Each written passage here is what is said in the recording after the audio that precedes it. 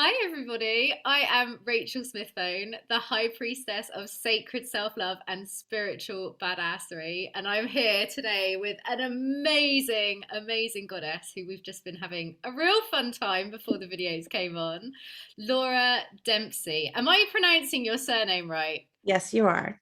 Yes, thank Yes, you. nailed it. Oh, I'm just so thank you so much for sharing this moment with me, Laura. We were co-authors on a worthiness book, and now you're out there doing it again, representing. Tell us what the book's about this time. So this is all about sharing with teens some of our experiences and our wisdom to help them love themselves and accept themselves and to make sure that they know they're not alone and just to give them some tools to help navigate adolescence and all of the beautiful changes and expansion that takes place that can sometimes feel uneasy or scary or those things. And we just want to shed light on how it can be beautiful. And yeah, so it's really excited. I haven't had an opportunity to read the other chapters. I want the hard copy in my hands, and I'm so excited to see the wisdom that all of the women bring to this book. It's so exciting, isn't it, when you're in a co-authored book and you get to see not only your own words in print and your own message and the energy that's infused with, but everything everyone else has to say as well. It's such a transformative experience. And I've read Laura's chapter and it was just fantastic. It was absolutely beautiful and really inspiring. And actually, if I'm honest, Laura, you taught me a thing or two. So I would highly recommend going and buying it. Buy it for yourself, your teen self, do some teen, reclamation work. Buy it for any teens you know. Yeah. Because Laura, what would you say is like your key message in your chapter? Because I found it so powerful. What do you think your key message for people is? My key message is the title is that you're not alone, and that I actually wrote an article in my teens, you are not alone. So it's very interesting that it's come full circle because I felt so alone and felt like I was the only one that was experiencing what I was experiencing, because from when we're very little, we just want to be people pleasers and we want to be loved and accepted. And so we show up in the world with this mask on. And the more I talked to other women that went to high school with me, they had no clue that I was suffering the way I was suffering, and that they were experiencing the same. And even in my 20s, I worked with a group called YouthNet, and I talk about that in that chapter. And all of the teens were baffled when they heard their peers expressing some of the same struggles. They just had no clue. So that's my message: is Wow. you aren't alone. You aren't alone. What you're feeling is completely normal and safe and perfect, and you're not broken. Oh wow. God, I wish I could have heard that as a teenager. Yeah. Yeah, me Do you too. think the work that you did with just remind me of the name? The It work was that called you did. YouthNet. Yeah, we went into the high schools and did focus groups. It was to talk about mental health and wellness, and to do suicide risk assessments and intervention if required. Mhm. Do you think there's enough of that going on at the moment? Because everything we've been living through in the last few years. Yeah, I don't think that there is. I don't recall ever when I was in school that type of program happening, and I'm not sure that it continued. Um, there seems to be, so from my experience, I've been through the medical system since I was 14, navigating that, trying to fix myself, Mm. thinking that there was something wrong with me. And there really isn't the support. And that's kind of what I'm really passionate about youth and adolescents, because I feel like a lot of what I've experienced could have been avoided somewhat if I had the knowledge and support. And it just, they take the medical system, the education system, they take approach that is more dealing with the symptoms Mm. versus the root cause of what's actually taking place, and then labeling and all the stuff that happens. So it's very easy for, for when I was 14, I didn't have anything traumatic that had happened to me. The doctors assessed me based on the standard scale and deemed me depressed and told me I was depressed. And there's a place for that. So I just want to acknowledge that there is a place for medical support, and not to rule that out, but that there's so many others as well. It's so true. And I feel like when you're a teenager and you're going through that, and I mean, I don't know how old you are. I think in your chapter you said you're in your 40s. I'm 42 now. I'm Yeah. outing you, sorry. Just an I've age. just uh, I've just turned 40, so I'm in the naughty 40 club as well. And I think things were so different when we were young. You yeah. know, we didn't have social media to contend with. Like, I don't know about you, but my biggest thing was comparing my arms to Jennifer Aniston in Friends. I was like, look at that woman's arms. Am I supposed to have arms like that? I muck out horses. My arms don't look like that. Yeah. But the youth these days, like when you think about it, how do you feel about the range of complexity that modern youth have to deal with compared to what we had? I find it, I don't want to energize this, but there is a lot more complexity because I feel like there's more cumulative pain and trauma and baggage that has been Mm, passed on over generation to generation, where we've had parents, and not to make them wrong or bad, that are somewhat unconscious, and parent from the societal space, from the space of fear, from the paradigm of self-fulfilling prophecy. And then, not to make that wrong by any means, but I think that that's built up. And then on top of all of that baggage that they're picking up with social media, yes, it's right at their fingertips, where you don't get those spaces away from the groups, or the mm. downtime. It's like always there, and it's I can't even, I don't know what they would be experiencing. And I'm really excited to maybe work with youth and adolescents to hear and understand them and help support them, because it's just, yeah. And with the all of the photo editing, and like even this camera said, oh, make you more beautiful or something. I don't know what it said. Like, what? It said, I won't it's say the word I want to say, but I was like, cool. yeah, I don't know Great, what it was. thanks. I think it said beauty or something, and I'm like, really? It's like Like, it's a a camera that makes, filter you can put on your Zoom so yeah. that you look. I mean, no, no, it's a hard pass from me. Yeah, yeah, yeah. So I can't even imagine. So I just want to empathize with the teens, that we don't know what you're going through, we don't know No, all the answers, but and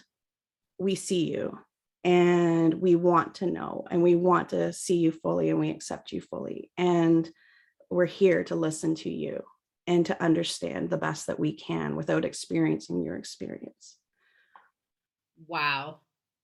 I don't know about you guys listening, but that just gave me shivers when you said that. And it made me want to reach out and buy a copy of this book for every teen girl that I know. Yeah. Because it's a transmission, isn't it? What you've just done there is a transmission of energy. Hmm. And I don't think when we were growing up, I might be wrong, but I don't feel, I no, what am I trying to say? What you just said in response to my question was so powerful, because you were talking about how the cumulative experience of our parents with us then as teenagers experiencing the difficulties, inheriting the difficulties that our parents went through. Hmm. And now we are the parents, some of us with teenage children. And whereas they didn't have the skills to be able to hold us and hold space in the way that you just did, Hmm. some of us, especially people like myself, like yourself, who have been on a healing journey and are working in this world, we have those skills. And so in a way, the word that's coming to me is curse, but I don't think that's the right word. But you know what I mean? The pattern Mm-hmm. stops Mm-hmm. the minute we start being conscious and aware, and we reach out with that conscious awareness. Mm-hmm. We break the pattern, we break the cycle. That's so powerful what you just shared. Mm-hmm.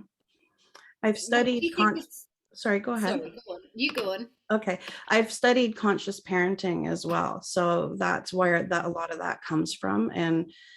And conscious parenting is essentially self-healing and showing up in all relationship, not just with our children, but anybody we come in contact with, from a place of stripping back all of the beliefs, all of our commands, all of our fears, and showing up fully presently to break through and look past behaviors and words and actions and see the person fully and just loving them fully.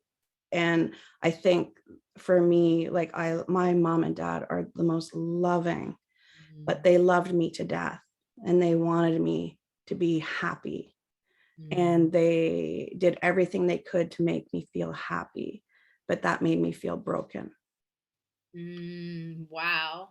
Yeah. Oh my God. Okay, I have to ask you because that is profound. As a parent, and as I would consider myself a conscious parent, I feel like I could be guilty of that. Yeah. So, And would you have any advice for someone like me who's well meaning, but maybe is at risk of loving, in your words, loving their children to death, as in making them feel broken because they're mm-hmm, not accepting their children for who they are in that moment? Is mm-hmm. that, what's your advice for someone like me? I first of all is just be kind to yourself. Like, first of all, nobody's perfect, and not to beat yourself up about what you've done or haven't done or what you should have done. It's removing all of that, and it's observing just how you observed and not judging it, right? Just seeing it and looking at, like, why, inquiring into self of why you might show up that way. What's the fear that's driving your need to make your children happy? And happiness, we all just want our kids to be happy, but that's not an attainable goal. And when Wow. we have expectations that aren't met, i.e., not meet our kids not being happy, we create suffering because there's a gap. So anytime our children aren't happy, we suffer internally. And so it's really, and then we're modeling to them that it's not okay to not be happy. So the most important thing is to see your children as whole, know that it's perfect to move through the emotions, that they're all worthy of being felt and expressed, and they don't have to be bad. And yeah, there's a lot to conscious parenting, but that's a good place to just start, is really looking at your expectations and making them realistic. Yeah. So, looking at your expectations, making them realistic, Mm-hmm. meeting the child as a whole, Mm-hmm. and making space for all the emotions, Mm-hmm. and treating yourself as the parent with self love and self acceptance as you Mm-hmm. navigate tricky terrain. Exactly. Yeah. And just Wow, that's learning and such good growing, advice. right? And just seeing the perfection. And, it adds a whole other layer. We won't go there. But when you're co-parenting, either in relationship or in separate homes, there's different. So it's just like letting go of all those things, accepting all people, and Mm. knowing they're on their own journey that you have no control over, and like seeing the perfection and the beauty in that. So we went a little bit off, but I think that it comes back to the teens, and how they can see things, like if they have expectations in life. And it's great to have ideas or want things or have goals, but just don't attach to them, so that if they Oh don't my play God. out, that you can let those float by, because I know a lot of upset came from going to the party in my head, knowing exactly what it was going to look like. It was going to be this much fun. I was going to see this person and this person. We were going to do X, Y, and Z. And when it didn't happen exactly that way, the way that I expected, there was suffering. So again, it all comes back to that gap, the gap of the expectation and reality, and in between is where we have disappointment. Wow. Mm-hmm. That I love the way you brought that full circle back round to the teens. Mm-hmm. And I think it's hugely important. Everything that you've covered is massively important because behind every teen is a parent pulling their hair out, Yeah. struggling to know what to do. I'm not there yet. I have. Every teen, and it applies to the teens as well, to be like, to not have expectations of your parents because we're just making it up as we go along. We really don't know. We're trying our best. Yeah. And we But were we don't parented know. a certain way, and it's a program, that's programmed in. And I talk very, very briefly at the end of the chapter because I just had to. I said, just go and research the subconscious mind because I Yeah. want. I that's what I study as a spiritual practitioner, is the creative process. And people talk about it Wow. as manifestation or the law of attraction, but what it is the creative process, and it's through mind. And so that's one thing. And that's when you learn that, and you learn how you can create things into your life. So that I definitely, I maybe do a series or something for teens on that at some point, but in the meantime, Yes. please go research it because it's Where so can they amazing. start though? Where, like, because if you go to Google and you type in subconscious mind, Yeah. it's going to be like 6 million entries. Is there Yeah. any reading you would recommend? I mean, asking for a friend. Yeah. Any reading you would recommend? Anyone specific? I think that a lot of the readings, like the one that explained it well was Joseph Murphy, The Power of the Subconscious Mind. Joseph Guthrie? Joseph Murphy. Murphy. Cool. And,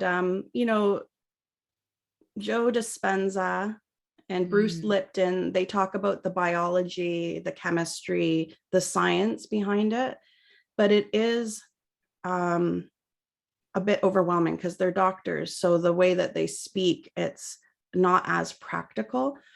So yeah, I think that I just had a aha to that this needs to be simplified for our youth at Oh all my different God. ages. So yeah, I can so see it. I think that's such an amazing program. yeah. And it's something because we work in similar spaces and we have similar interests, except I work with adults. I know you work with adults as well, but I often think to myself, I'm like, we need to be getting the next generation before they're at the point where they need to come and see us. Mm-hmm. Because it has to start changing now. And that starts with the youth, it starts with the youngsters. Mm-hmm. I think for me, yeah, it's just that I see how, and depending on the personality and whether you're really empathic or highly emotional or whatever, that the suffering that I experienced by the commands and the beliefs that are imprinted and that are playing out in my life, it seems that it can be more work as an adult to reprogram the subconscious, where if our youth Brain is learn. still forming as a youth, isn't it? Yeah. Whereas as Yeah. adults, obviously we've got neuroplasticity, Mm-hmm. but it takes a lot to myelinate new pathways, to like create new pathways in the brain. Mm-hmm. And depending what your circumstances are, how often you're being triggered, that interrupts the reprogramming, how much trauma you have that needs to be transmuted and dealt with. Until a lot of that work is done, it can be difficult to reprogram the subconscious. So yeah, but Wow. it's totally possible, and that's like the hope. Like it's, you can come out of those cycles and really feel joy and happiness. Oh, Yeah. yeah. And I hope everyone listening here is feeling the same sense of hope that I am, and optimism of like, it can change. Mm-hmm. Laura is right here telling you it can change, and you get to feel hope and joy and optimism again. Mm-hmm. And How much can people work with, and what? and much earlier than 40. Yeah. Don't leave it till 40. Yeah, yeah. You've got young kids and you're doing lots of stuff and yeah, don't Yeah. do that. Yeah. Laura, how can people work with you? Obviously, they need to buy the book, go buy the book, but Yeah. how else can they work with you? So I can be found on Facebook just under Laura Dempsey. And if they want, they can also go to my website. It's True Transformative Healing.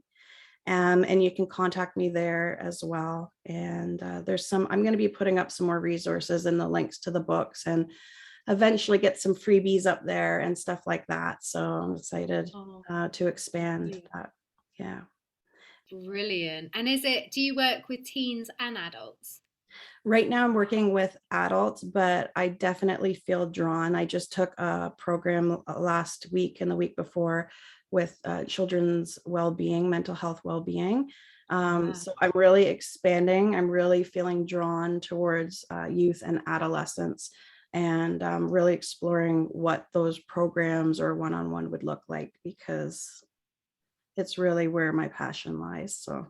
Wow. Mhm. I salute you for doing that work. I really do. Thank you. Thank you.